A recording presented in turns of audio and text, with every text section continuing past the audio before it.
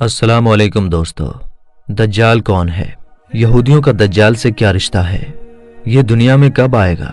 यहूदी इसको दुनिया में क्यों लाना चाहते हैं?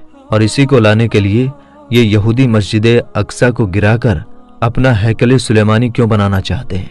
दोस्तों, बहुत सारे सवाल हैं जिनका जवाब आज की इसी वीडियो में आसानी से समझेंगे।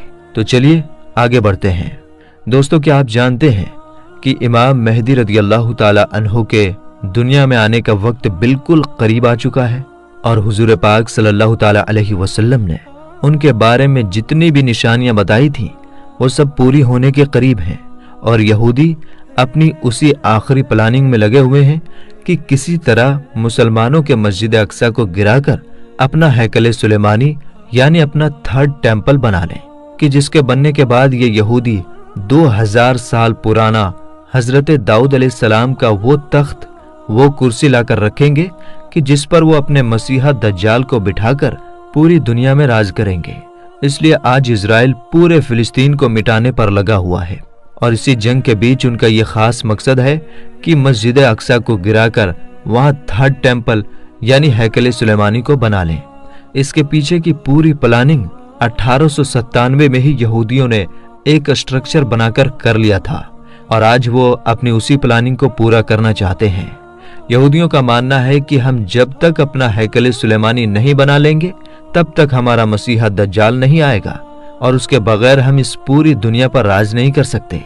दोस्तों, आज से 100 साल पहले जब हिटलर इन्हीं यहूदियों को चुन चुन कर मार रहा था तो यही कुछ इजरायली लोग बचकर एक नाव में सवार हुए और उस पर लिख दिया था कि ऐ लोगो, हमारी आखिरी उम्मीद मत तोड़ना।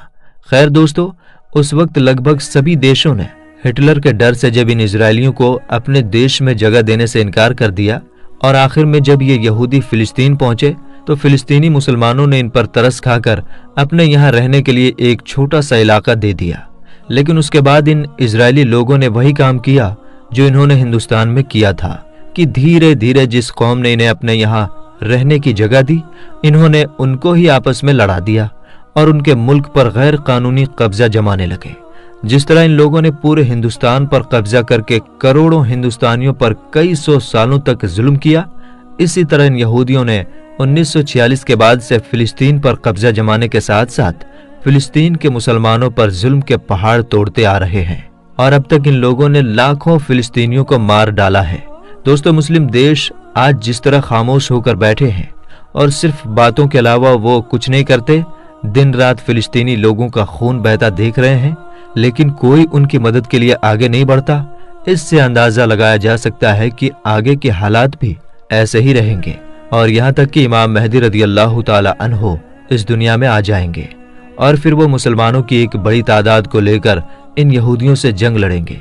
लेकिन जब इमाम मेहदी रज़ी अल्लाह ताला अन्हु की ताकत यहूदियों के मसीहा दज्जाल के सामने कमजोर होने लगेगी तो अल्लाह ताला हजरत ईसा अलैहिस्सलाम को आसमान से जमीन पर उतारेगा और फिर हजरत ईसा अलैहिस्सलाम दज्जाल को पकड़कर कत्ल कर देंगे और उसके बाद मुसलमानों की हुकूमत एक बार फिर से पूरी दुनिया में कायम हो जाएगी। दोस्तों, इमाम मेहदी रज़ी अल्लाह ताला अन्हु के इस दुनिया में आने का वक्त बिल्कुल करीब आ चुका है। हदीस की बातों को गौर से पढ़ने और बड़े बड़े उलमा इकराम की बातों से पता चलता है कि कुछ ही सालों में इमाम मेहदी रज़ी अल्लाह ताला अन्हु इस दुनिया में आ जाएंगे।